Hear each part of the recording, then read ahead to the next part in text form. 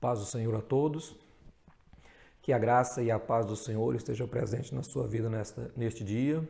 Que o Espírito do Senhor esteja sobre você. Mais uma vez nós estamos aqui para uma reflexão sobre a palavra de Deus.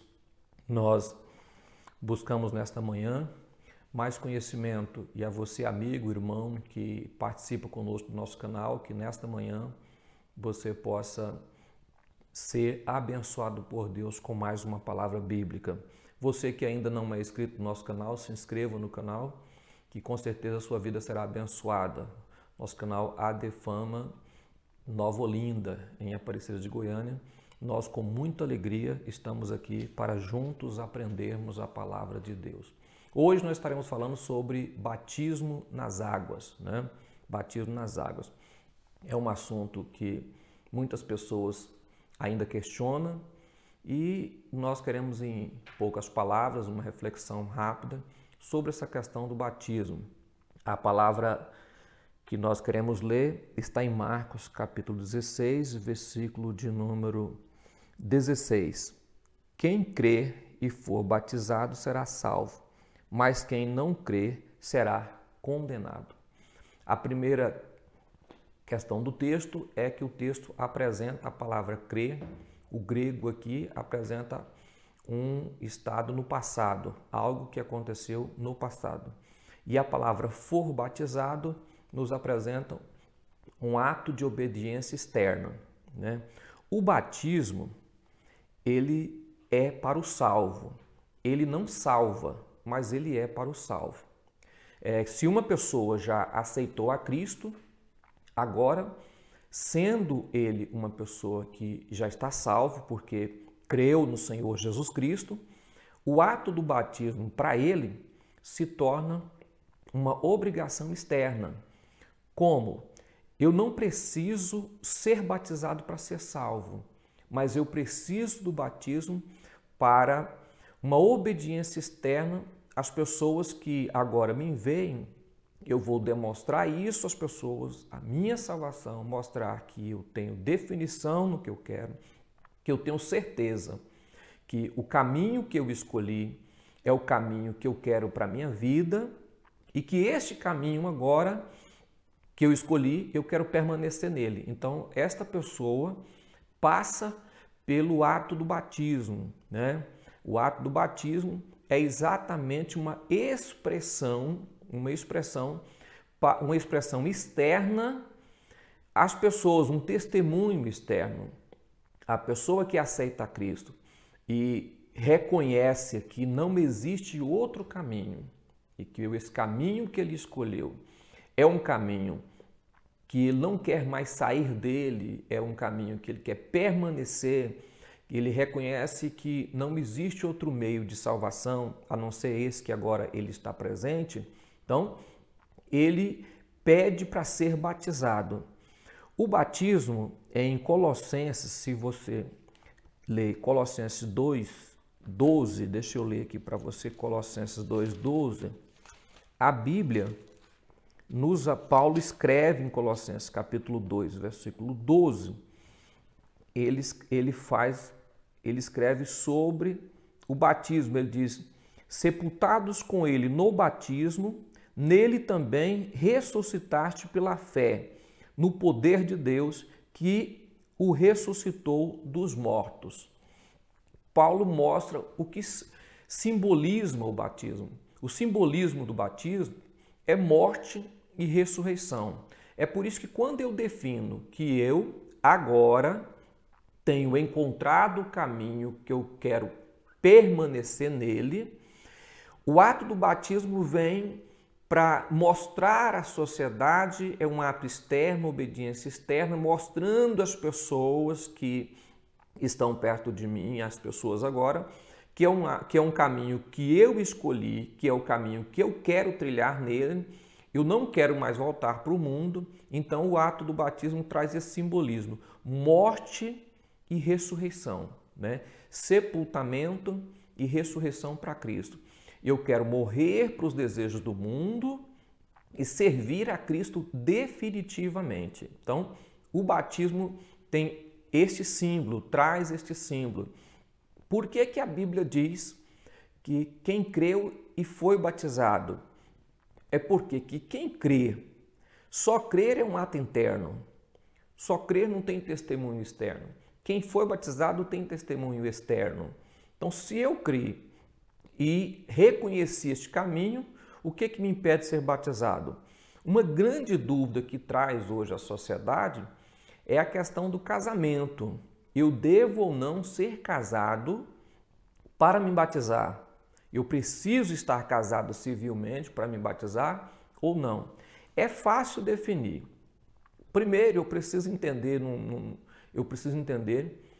que o casamento ele sempre será uma instituição civil religiosa. Ele não é só civil, ele é civil religiosa. Em todo o tempo, o casamento sempre teve um efeito civil, mesmo não havendo leis sobre ele. No tempo de Moisés, quando se separava, tinha que dar carta de divórcio. Por que uma carta de divórcio? Porque ele tinha um efeito civil, tinha que ter uma declaração que aquela mulher não estava mais ligada ao seu marido. Então, a carta de divórcio veio para essa questão, né? Os israelitas não conseguiam perdoar e por isso havia a carta de divórcio para desligar a mulher do marido e o marido da mulher. Nesse ponto, o coração dos judeus era muito duro, eles não conseguiam perdoar e por isso foi instituído o divórcio. O que eu quero explicar nesse vídeo é dizer o seguinte: se deve ou não casar para ser batizado, é fácil de você entender. É só você observar o que é pecado. O ato da conjunção carnal fora do casamento é fornicação. É fornicação. O que define se eu estou casado é civil, não é o tempo. O tempo não define. Por exemplo, eu estou há 40 anos casado, morando junto. A pessoa mora junto há 40 anos. E agora, se ele mora junto há 40 anos, ele está casado só porque tem um tempo junto? Se o tempo junto define que está casado, esse tempo junto definir que você está casado, então o namorado e a namorada, se alguém está namorando e ele já tem 10 anos de namoro, isso também define que ele está casado? Então, tem algumas questões que precisa ser pensado. Por exemplo, se é o tempo que define que não é pecado a relação sexual, então o namoro a longo tempo define que não é pecado. Se não é o tempo que define que é pecado, então, se não é o tempo que define o pecado, o que define o pecado é o ato de estar casado ou não casado. Essa é a definição. A definição é estar casado ou não. Fora do casamento é exatamente fornicação. Então, a junção carnal, o relacionamento íntimo conjugal, ela é permitido pela palavra de Deus depois do casamento. Para os judeus, o casamento acontecia no momento marcado, pré-marcado, aonde o sacerdote faria esta cerimônia e depois dessa cerimônia que eles teriam o direito de ter relacionamento íntimo. Antes dessa cerimônia, eles não tinham o direito. Então, eles estariam casados depois que o sacerdote os declarasse casados. Então, você que nesta manhã tem essa indefinição, no Brasil, em muitos lugares no mundo, o casamento só tem efeito como casamento quando ele é feito civil. Então, para dizer que sou casado, eu preciso ter passado por um casamento civil. Qualquer local que eu for preencher um documento, estiver o local dizendo se eu sou casado, se eu não tiver passado pelo casamento civil, eu não posso colocar como casado, porque ainda não sou. Então, para ser definido como casal, eu preciso passar pelo casamento civil. Tem que ter toda a tramitação no cartório e depois casar, assinar os papéis e aí estou definitivamente casado. Então, o que define que é pecado é a palavra de Deus. E a palavra de Deus, ela define o pecado, não é o tempo que eu moro junto com a mulher que deixa o ato sexual deixar de ser pecado. Não. É exatamente o momento definido pela sociedade, pelo sacerdote, pela lei, que agora eu já estou casado e posso ter um relacionamento íntimo. Então, para deixar de ser fornicação, eu preciso estar casado, né? Para deixar de ser fornicação. Eu preciso aprender essa questão para mim não ficar de forma sem saber o que fazer. Na hora do batismo, muitas pessoas questionam, eu não preciso estar casado para batizar. Se você mora junto com alguém, você mora junto. Se você está amaziado há 30 anos, você está amaziado há 30 anos. Se você quer deixar essa fornicação, não é o tempo que você está, é exatamente a decisão que você toma de procurar se acertar casando para deixar o pecado, ok? Então, se você falar que o tempo deixa, você vai ter que deixar com que os namorados que já estão namorando há 10 ou 15 anos não seja mais pecado e eles podem se batizar e tocar a vida normalmente e continuar tendo relacionamento íntimo, porque o tempo deu-lhes o direito de não ser mais pecado, e não é. É a palavra de Deus que define se é pecado ou não. E a palavra de Deus define que nós precisamos estar casados.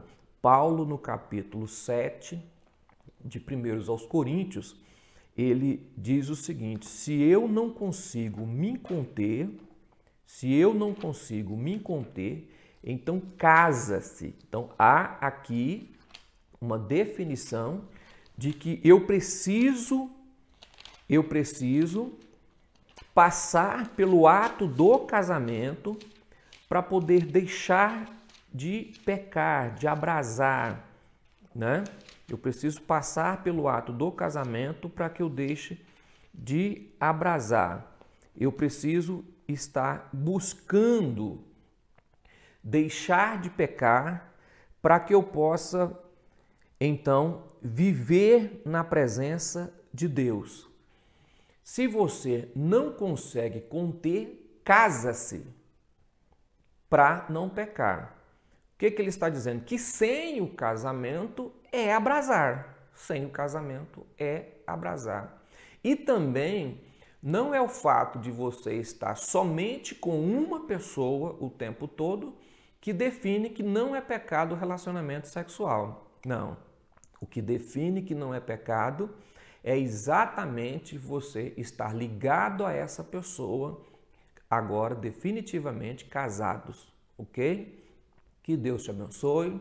Se você gostou desta palavra, clique aí, dê um like aí, um joinha. Se você tem uma ideia, outra opinião, comente o vídeo, pode comentar o vídeo, né? Eu quero saber a sua opinião também, comente sobre este vídeo e nós estamos aqui para juntos aprendermos a palavra de Deus. Eu aprendo com o que você comenta, você aprende com o que ouve e nós juntos aprendemos e crescemos com a palavra de Deus e que Deus te dê graça e força a nós nesse dia para que nós possamos vencer o mal em nome de Jesus. Amém?